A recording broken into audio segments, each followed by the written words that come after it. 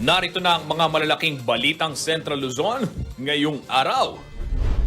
Ilang mga opisyal at personahe sa lungsod ng Angeles at San Fernando, Pampanga naghain na ng kanilang kandidatura sa unang araw ng filing of Certificate of Candidacy. Legal counsel ni dating Pangulong Gloria Macapagal Arroyo naghain ng COC para sa kanyang muling pagtakbo bilang kinatawan ng ikalawang distrito ng Pampanga. Pagtataas ng qualification age ng statutory rape sa edad na 16, paraan daw para mapigilan ang teenage pregnancy ayon sa POPCOM. At pag-aalaga ng hayop ngayong pandemya, makatutulong sa ating mental health.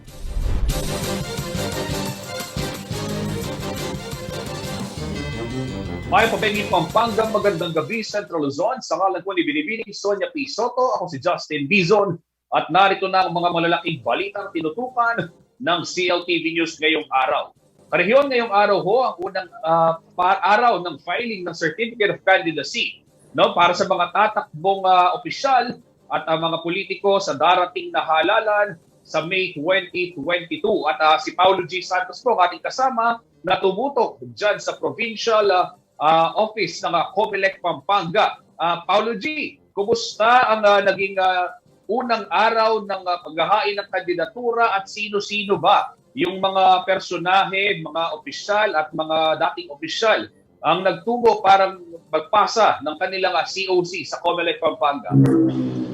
Una, yung senaryo, Justin, na pre-pandemic, yung panahon na nakikita natin na maingay, hindi ganun kainit at kaingay dito sa bisinidad ng COMELEC Provincial Office dito sa Pampanga, na alam mo, Justin, likuran lang ito ng Kapitolyo at yung isang bahagi ng kalsada doon sa loob ng komunidad kapag walang pandemya o pre-pandemic, kapag may ganyan na okasyon na paghahain ng COC, maingay dyan, may banderitas at pati yung mga nasa komunidad doon sa malapit sa COMELEC office nakikikain.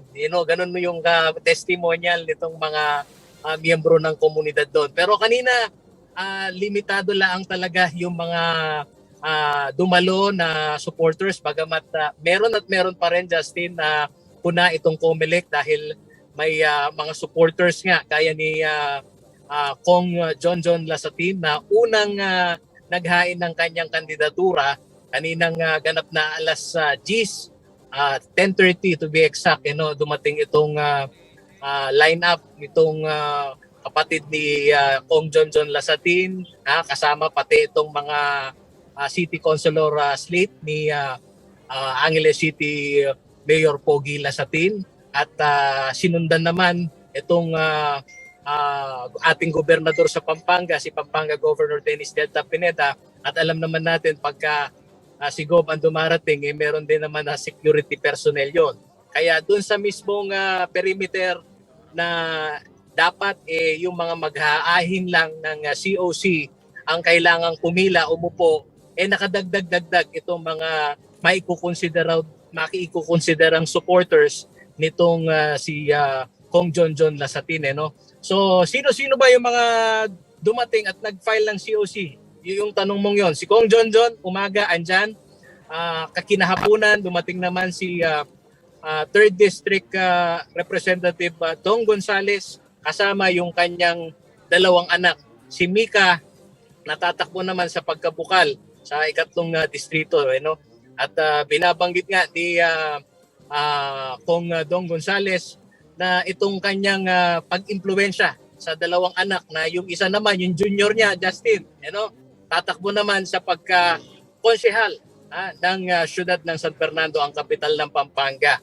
At panghuli na dumating sa opisina kaninang ganap na alas 3:30 ng hapon ay ito namang legal counsel ni dating Pangulo, na alam naman natin, Justin, noong 2019 hindi niya tinuloy yung kanyang kandidatura sa ikalawang distrito dahil nga sinasabi niya sufisyente na siya, na nakuha yung pagka-Speaker of the House.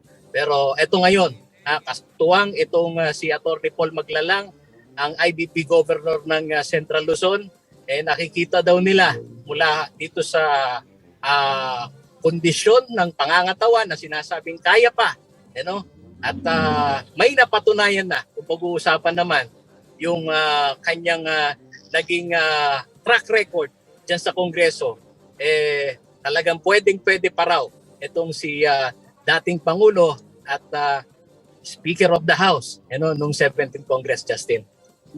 Paulo G, nasan daw ang dating Pangulo at bakit hindi siya personal na nagpunta? Alam naman din natin, pandemic ngayon, pero nakausap mo ba at ano yung mga rason kung bakit pinili na lamang yung mga legal counsel na sila Atty. Paul Magalang at Atty. Enriquez ang magtubo at mag-file ng COC para sa dating Pangulo? Una, Justin, option talaga nung mga senior citizen o di naman kaya sa lahat ng kandidato, Justin, dahil nga may pandemya, option na sila magkaroon ng representante kung hindi nila kayang lumabas dahil may pandemya. Pero binabanggit ni Atty. Paul nasa NCR nga si dating Pangulo at dumating nga sila, actually silang unang dumating dito sa COMELEC Provincial Office Pero pinasuri muna nila yung mga kinakailangan na pirmahan at pagsasaayos dun sa Certificate of Candidacy ng dating Pangulo. Pero sa kondisyon ng pangangatawan, inusisa din natin kung ano yung nagiging pag-uusap nila, kung bakit hindi si GMA ang dumating. Binabanggit ni Atty. Paul, talagang naging option daw ng dating Pangulo na sila'y mapag-utusan. At ito naman merong guidelines ang COMELEC para sa sino mang kandidato na ito ang pipiliin nilang option para mag-hire ng COC.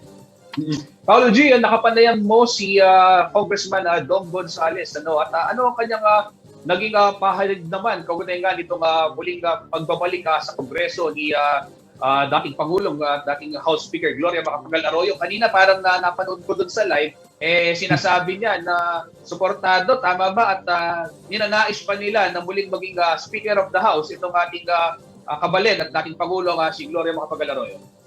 Ayun, Justin, malinaw dito sa soundbite ni Kong Dong na buong-buo ang kanilang suporta at sinigundahan din yan ni Governor Dennis Delta Pineda na nakikita nga nila yung leadership ni dating Pangulong Gloria Macapagal Arroyo na kaya pa niyang pangasiwaan itong pagka-speaker. Sakali lang na makamit niya muli itong numero, hindi lang dito sa lokal na itong mga electorate sa ikalawang distrito, kundi pati na rin sa mga kongresista dito sa pagbubukas nga nitong kongreso, kung sino mang administrasyon yan, kung ano mang partido politikal ang maghahari muli dyan sa kongreso. Pero alam naman natin, Justin, sa umpisa ng kampanya, ganyan papalabok at kumprontahan din naman tayo sa pag-usisa sa kanilang plataforma de gobyerno na isa na nga dito ay yung pagtatanong kay Kong Dong kung bakit anong nangyari, kung ano yung nag-udyok para patakbuhin niya yung kanyang mga anak dito sa pagkakonsehal at board member. Na-impluwensyahan daw at siya daw ang nagtulak, Justin, na paglingkuran itong kanilang mga kababayan sa ikatlong distrito. Paulo, bilang panghuli na lang, naitanong po ba kay Congressman Gonzales kung sino ang kanyang susuportahang Pangulo ngayong darating na eleksyon at gayon na rin kay Governor Dennis Pineda na present nga kanina doon sa filing ng Certificate of Candidacy nitong ilang mga opisyal? Una, alam naman natin, Justin, na si Kong Dong Gonzales ay Duterte faction. Yan ang binabanggit niya sa atin. At dito naman sa salita ni Governor Dennis Delta Pineda na sinasang-ayunan ni Kong Dong, marapat dapat na sa pagbubukas nitong kampanya, lahat ay mapagbigyan at mapakinggan ng mga Kapampangan. So welcome kahit sinong partido politikal na tumatakbong nasyonal. Justin. Okay, maraming salamat, Paulo G. Santos. At nasa kalsada ka pa yata, mag-iingat ka.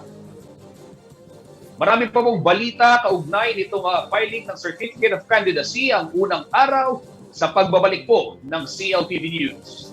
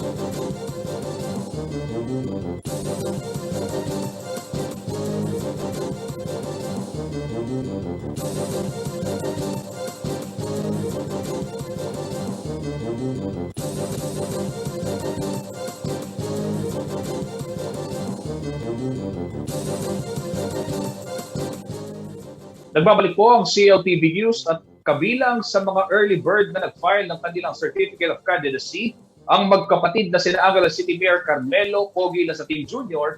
at Pampanga 1st District Representative Carmelo John Lasatin II ngayong araw. Ang dalawang anak ng yumaong dating Mayor at Congressman Tarzan Lasatin parehong susubok para sa kanilang re-election sa 2022. Bukod sa kanila, naghain din ng kandidatura ang buong slate ng Team Lasatin sa lungsod ng Angeles. Narito ang detalye ng balitang yan. Matapos ang nakagawiang pagtutungo sa simbahan, dumiretso na sa pagpa-file ng kani-kanilang Certificate of Candidacy o COC ang magkapatid na sina Pampanga 1st District Representative Carmelo John Lasatin II at Angeles City Mayor Carmelo Pogi Lasatin Jr. para sa re-election bid sa 2022. Mula sa COMELEC office sa Angeles City kung saan naghain ng kandidatura si Mayor Pogi at ang kanyang katandem na si Vice Mayor Vicky Vega Kabigting, pati na ang kanilang buong slate para sa konsehal. Tumungo ang magkapatid na Lasatin kasama ang kanilang mga supporters sa provincial office ng COMELEC dito sa Pampanga Capitol Complex para sa filing ng COC ni Congressman John. Dahil limitado lamang ang bilang ng pinahihintulutan sa bisinidad ng COMELEC office, dito na pinaalalahanan ng kapulisan ang mga supporters ng grupo para maipatupad ang physical distancing. Hindi raw kasi nila dapat okupahan ang mga upuan sa labas ng tanggapan ng COMELEC dahil para lamang ito sa mga magpa-file ng COC. Ang magkapatid na Lasatin lamang ang nakapasok sa COMELEC office kasama si Pampanga Governor Dennis Pineda. Oo, nakita nyo naman, bali tatlo lang silang pumasok dyan, no? Na yun yung talagang ano namin. Dito rin, inaano namin, no? Nililimit lang namin yung waiting area na to para lang po doon sa mga magfa-file ng COC, hindi yung supporters. Ayon kay Angeles City Vice Mayor Re-electionist Vicky Vega Kabigting, kumpiyansa sa gobyernong Lasatin para ituloy ang nasimulang progreso sa lokal na pamahalaan. Ang dahilan kung bakit hindi naging mahirap para sa kanila na mabuo ang puwersang ibinabandera ang serbisyong may puso o ang Team Lasatin. Bitbit-anya nila ang mayorya ng konseho at ilang bagong mukha na kumakatawan sa kabataan. Siyempre po, una sa lahat, no, yung mga dating kasama din po ni Mayor, no, at ngayon ay kasama na po natin sa majority, na nakita naman po ni Mayor na sumuporta sa kanyang mga adhikain, mga kailangan po na legislation. So, tinignan po ni Mayor yon. At nakita rin po ni Mayor, kailangan may young blood, no? May mga kabataan naman magre-represent sa kabataan. So, we have si Aaron Pineda, we have yung anak po ni Councilor Ponce, and of course, si anak din po ni Barangay Captain Mamak, no?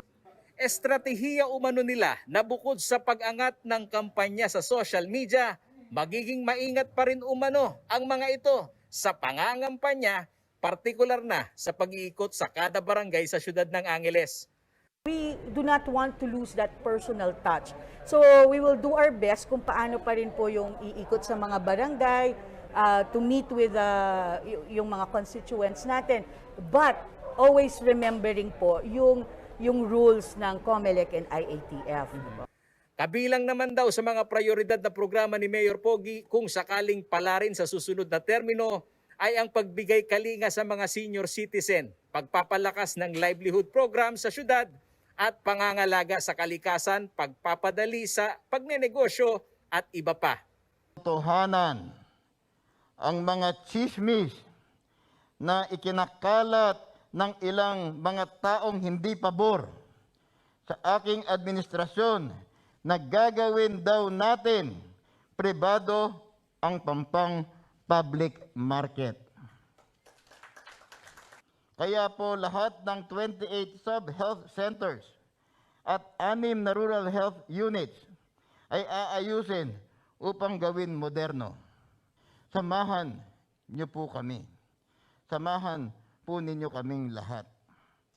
Bida naman ni Pampanga 1st District Representative John Lasatin ang mga proyektong pang-infrastruktura na unti-unti na umanong umuusbong sa kanyang distrito. At kanya-anyang tinindigan sa Kongreso na masasabing landmark legislation na kontribusyon hindi lamang sa kanyang mga kadistrito kundi sa bansa ay ang di umano'y partisipasyon sa Free Education Bill. Masasabi natin na naging bahagi tayo sa pagbibigay ng free education, lalo sa mga SUC sa state colleges. Marami talaga nakinabang kasi sa prioridad natin, makapagbigay ng magandang edukasyon. Nanonood ho sa CLTV News. Ano ho yung isa ho sa mapagmamalaki ninyo na during pandemic kayo po ay umakto bilang representante ho ng 1st District? Unang-una, hindi tayo nagpabaya sa mga lahat ng binaba natin proyekto, so tuloy-tuloy tayo sa mga ginawa natin programa. Pangalawa ay pagbibigay pa rin natin ng libreng gamot sa lahat ng nangangailangan. Lagi silang bukas ang aming opisina mula pa ng pandemic hanggang sa ngayon. Sa lineup ng Team Puso o Team Lasatin, isa sa mga bagong muka ay ang anak o junior ni Balibago Barangay Captain Rodelio Todney Mamak. Hindi umano siya bago sa public service dahil matagal ng barangay administrator siya sa Balibago na isa sa barangay sa Angeles na may malaking voting population. So in terms of figures, napakalaking bagay. And I know full support din ang mga taga-barangay Balibago and the rest of the barangays kay Mayor Pogi. So synergy lang. As one group, lalo na ngayong pandemic, we will push for legislations na kung saan mapapagaan natin yung buhay ng mga Angeleños. At the same time, mabibigyan sila ng opportunity na makapag-recover ulit, economically speaking. Ayon kay Governor Dennis Delta Pineda, hindi lamang daw ang pagkakaibigan ang dahilan ng kanyang pagsuporta sa mga Lasatin, kundi na rin ang paniniwala sa serbisyo ng mga ito sa kanilang nasasakupan. Yung isang kandidato, hindi lang sa pamilya namin na magdadala niyo. Nasa performance po ng kandidato yan. Hindi po yung dahil isang partido kami, yun ho ang magdadala. Hindi po. Number one is yung performance pa rin ng tao. If you think na maganda ginawa mo, nakapagserbisyo ka, wala naman hong perfecto eh. Importante nandoon ka, nakapagserbisyo ka. So, tao pa rin na magdidesisyon bandang huli kung karapat dapat ka hindi. Paulo G. Santos, CLTV News. At sa iba pang mga balita, naghain na ng kanilang Certificate of Candidacy sina Pampanga 3rd District Board Member Ross Vihenson at City of San Fernando Councilor BJ Lagman para sa karera ng pagka-alkalde at vice-alkalde sa syudad ng San Fernando. Naghain na rin ang kanyang COC, silikan ng mga barangay president at Dolores Barangay Captain Vilma Kaluwag para muling sumubok sa karera sa pagka-alkalde. Narito po ang detalye ng mga balitang yan.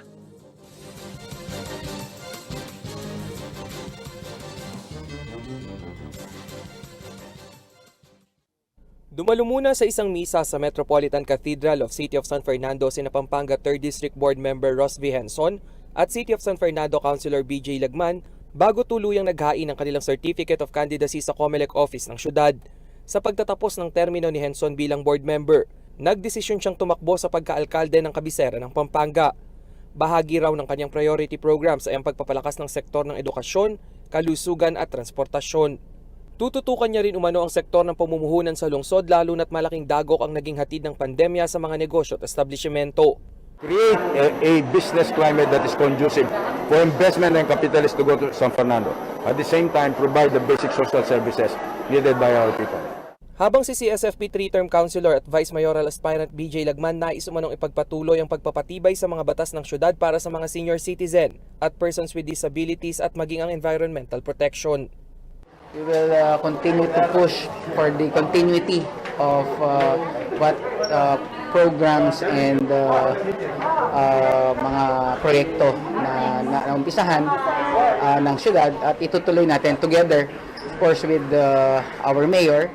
Kabilang sa kanilang sangguniang panlungsod lineup ay sina incumbent City Councilor Dane Henson, Attorney Rolly Macalino, Engineer Brents Gonzales, San Nicolas Barangay Captain Rosemary Kalimlim, June Ong, Donnie Saire, Engineer Regis Evaristo at dating Councilor Ato Agustin. Ang slate ni Henson ay tatakbo sa ilalim ng local political party na kambila na pinamumunuan ni Pampanga Vice Governor Lilia Pineda. Rainiel Pawid, CLTV News.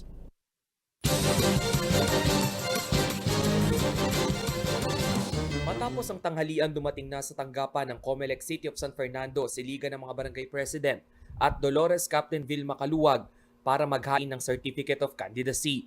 Sasabak sa mayoral race si Kaluwag sa pangalawang pagkakataon matapos mabigo noong 2019. Sa kanyang muling pagtakbo, ang mga programang pangkalusugan daw ang magiging isa sa kanyang mga banner project. Kinakailangan umanong maging maayos ang healthcare system ng syudad, lalo na ngayong pandemya. Universal healthcare ang ating prioridad. Stay safe po, kalma lang po tayo.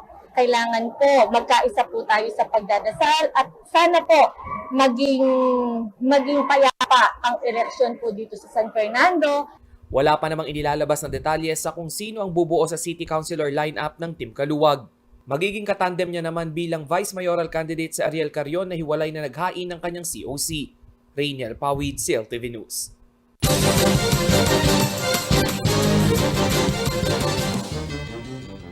Sa pagbabalik ng CLTV News, pagtataas ng qualification age ng statutory rape sa edad na 16 paraan daw para mapigilan ang teenage pregnancy. At Department of Trade and Industry of Central Luzon nagpaalala sa publiko na maging maingat sa pagbili ng mga produkto online.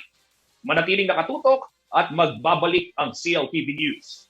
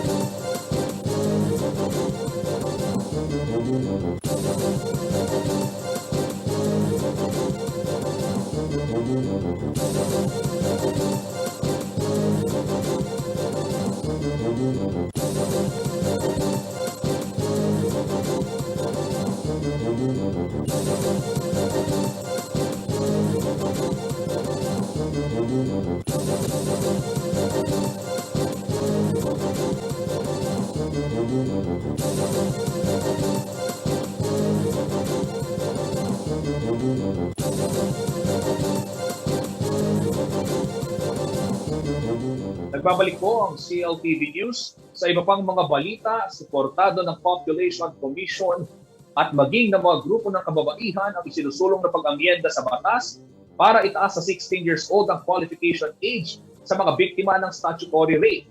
Bukod sa dagdag protection daw ito sa mga batang babae, makatutulong din daw ang naturang panukala para mabawasan ang mataas na bilang ng teenage pregnancy sa bansa. May report si Paulo G. Santos.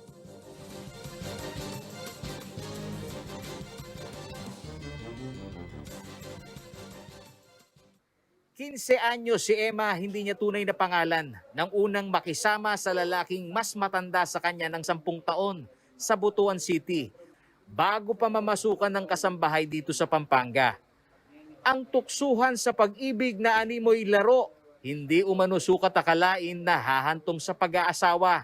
Parang baby love lang yun kasi bata pa eh. Parang wala pa masyadong sa isip. Malaki raw ang impluwensya ng mga napapanood sa telebisyon at sa social media, kaya nasubukan niyang gawin ang pakikipagtalik. Una rin kayo na ako ng mga TV. Siyempre nung pag-shipping namin, siyempre natatakot na rin ako na mabubuntis. Mabubuntis ako, kaya ayun, sumama ako, nag-live-in kami. Sa edad na 15, nabuntis si Emma. At sa higit 5 taon nilang pagsasama, nagkaroon sila ng 4 na anak. Ngunit kalaunan, dahil sa kahirapan, nagkahiwalay din umano sila.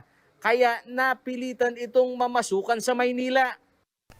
No, meron din akong pagsisisi kasi siyempre hindi ko natutupad yung mga pangarap ko.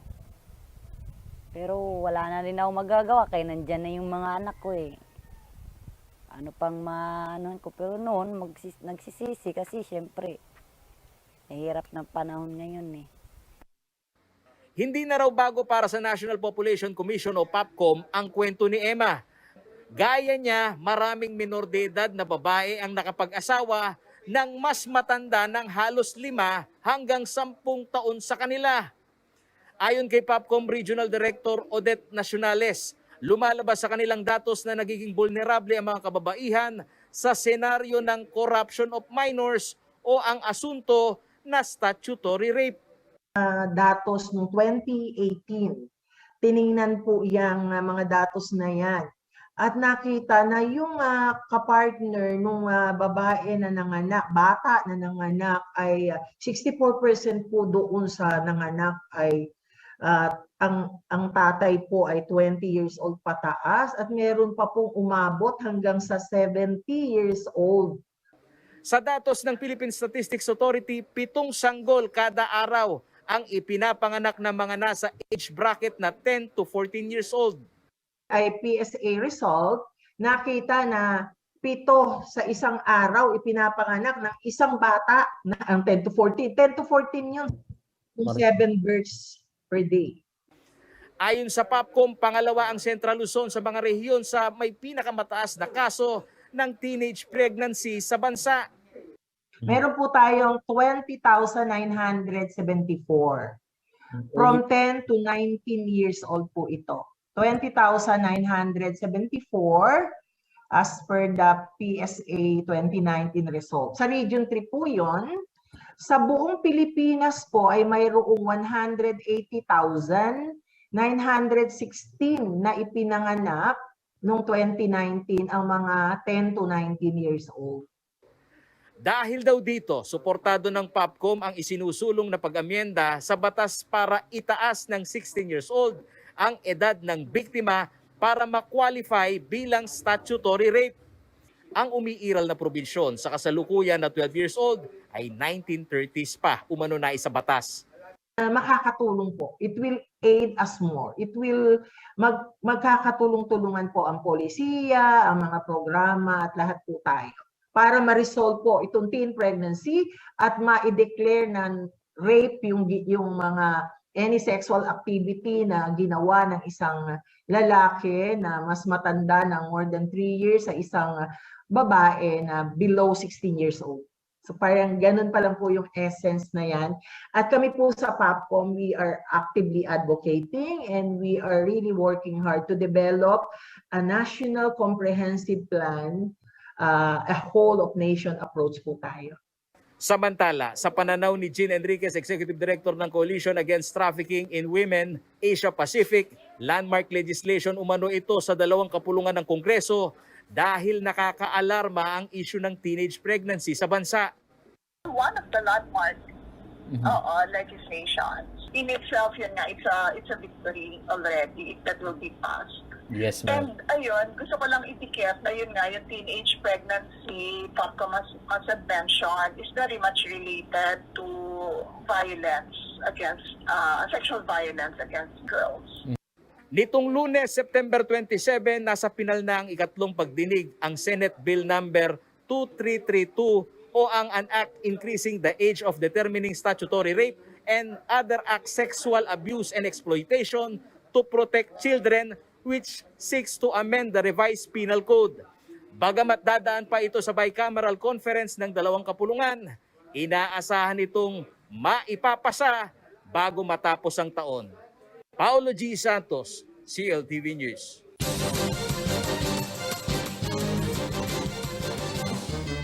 At sa iba pang mga balita, habang papalapit ang Pasko, marami sa ating mga kababayan ang nag-iisip na kung saan bibili ng panregalo. Kayo ba mga kanayon, may mga wishlist na, ano? At dahil patuloy pa rin ang banta ng COVID-19, mas gusto ng iba na mamili na lamang online. Pero paalala ng Department of Trade and Industry, maging maingat sa tuwing makikipagtransaksyon sa internet para makaiwas sa mga manloloko. May report si Jennifer Salenga.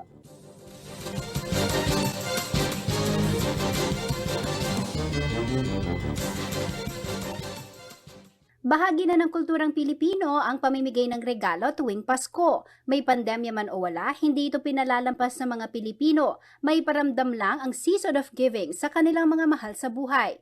Pero hindi katulad ng mga nakalipas sa senaryo na siksikan sa mga mall at iba pang pamilihan pagsapit ng Burr-months. Online platform ang takbuhan ngayon ng karamihan bilang pag-iingat na mahawaan ng COVID-19. Kasabay ng Consumer Welfare Month ngayong buwan ng Oktubre, ipinaalala ng Department of Trade and Industry ang karapatan ng mga mamimili na dapat nilang malaman. Lahat tayo may K, no? May K tayo. May karapatan tayo. Unang-una, may karapatan tayo sa basic needs, no? Sa mga pangunahing pangangailangan, dapat mapagbigyan yan. Pangalawa, yung nangit ko kanina, kailangan may karapatan tayo sa tamang impormasyon. Right to information. Para bumili ka, tama yung decision mo sa pagbili, dapat tama rin yung impormasyon. Karapatan nga naman yan ng ating mga mamimili na meron siyang impormasyon. Whether that is physical o kaya kahit sa online, lalo na sa online. No? At dahil bahagi na ng new normal ang digital consumerism, importante na maging mapanuri at matalinong digital consumer. Upang makaiwas sa mga fly-by-night pagdating sa online shopping, nagbahagi ng mga mahalagang tips ang DTI upang hindi mauwi sa wala ang inyong pinaghirapang pera. Una, huwag daw basta magpadala sa mga promotion online na halos pamigay na ang presyo. Tignan po natin. Lagi namin sinasabi, if it's too good to be true, it's not. No? Yung unang-una, pag masyado ang promotion na talagang halos bentahin-bentahin na sa'yo, it's not a good business practice to lose money. Kaya ang suggestion natin, mas maging maingat kapag masyadong maraming pinapangako. Mahalagang tiyakin kung may lock icon sa address bar ang website dahil ito ang nagbibigay proteksyon sa mga sensitibong impormasyon gaya ng credit card number, address at password. Dapat nagsisimula sa HTTPS ang URL ng isang website. Kailangan po yung ating bubukas pa lang ng websites, mga secured sites, no, para hindi tayo makuhanan ng personal information, no, na pwedeng gamitin ng mga manloloko. Sa pagpili ng online seller, tignan ang mga mahalagang impormasyon gaya ng physical address at contact number. Kung maaari, hingi ng mga dokumentong nagpapatunay na rehistrado ang isang online shop para magbenta. Kabilang dito ang DTI registration o business permit. Maaari ding beripikahin sa website ng DTI ang mga DTI permit number. Meron siyang physical address, registered po siya, at may paraan, no, para balikan siya o balikan kanya. Meron siyang pwedeng telephone number, may physical address, may proof of registration. Pwede rin pong inyong i-check yung feedback, no, ng mga dati nang bumili sa kanya. Huwag din daw basta magbigay ng mga mahalagang impormasyon, lalo na kung hindi naman kailangan, tulad ng mga bank information. Sa mga nagbebenta naman sa social media, maiging basahin ng mga review na ibinabahagi ng ibang mamimili. Hanggat maaari ay cash on delivery ang piliin ng paraan ng pagbayad. Kung kayo'y makaranas ng panloloko online man o offline, idulog daw ito kaagad sa tanggapan ng DTI upang matugunan at mabigyan ng aksyon. Kung yan po ay panloloko, parang under the cybercrime law, i-forward na po natin yan, no, sa ating NBI or PNP. No? Now, pwede rin po kayong mag-email din po pala sa amin, no, consumercare@dti.gov.ph kung meron po tayong reklamo. Magiging matalinong online buyer po tayo. Maraming paraan, no, para bumili sa online. Napakaraming choice ng mga magagandang produkto. Kung paano natin pinipili yung mga magagandang produkto, ganyan din piliin natin yung mga sellers. Jennifer Salenga, CLTV News.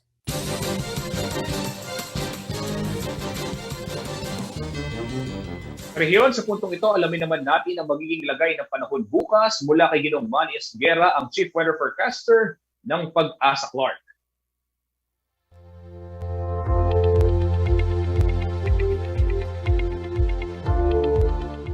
Magandang gabi po. Narito po ang magiging taya ng ating panahon sa susunod na 24 oras.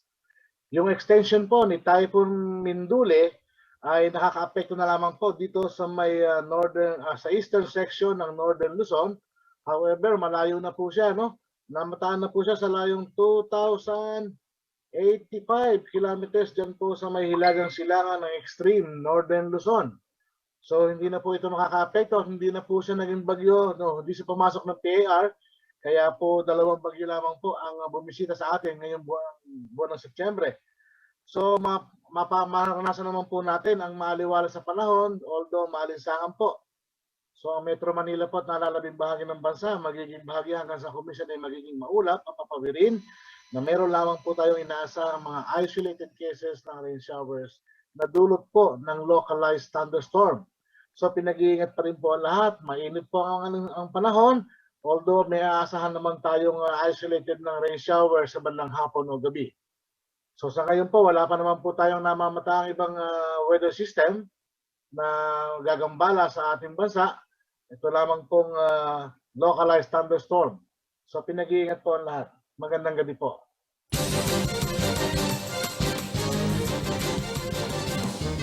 At yan ang mga balitang nakalap ng CLTV News ngayong araw. Para sa karagdagang detalye, maaari niyo pong i-follow ang ating mga social media pages at CLTV36 Official and at CLTV36 News sa Facebook at sa Twitter naman at CLTV36 at sa Instagram at CLTV36 Official. Kung nais po ninyong balikan ng mga programa ng CLTV, pwede ninyong bisitahin ang aming YouTube channel at CLTV36 Official at maging ang aming website www.cltv36.tv. Mapapanood din po ang programa ng CLTV nationwide via Signal Channel 115 at sa ating 39 cable partners dito sa Central Luzon. Kasama po ang buong pwersa ng CLTV News and Current Affairs at sa ngalan po ni Binibining Sonia P. Soto, ako po si Justin Dizon, Karehiyon, 85 days na lamang po at Pasko na.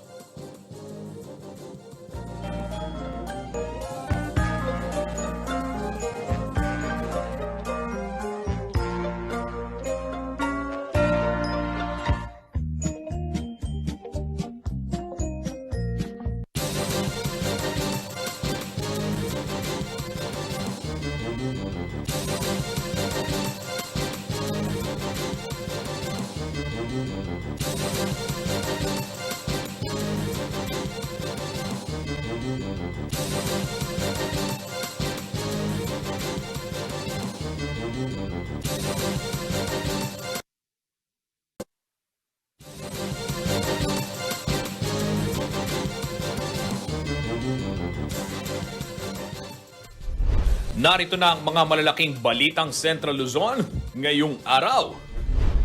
Ilang mga opisyal at personahe sa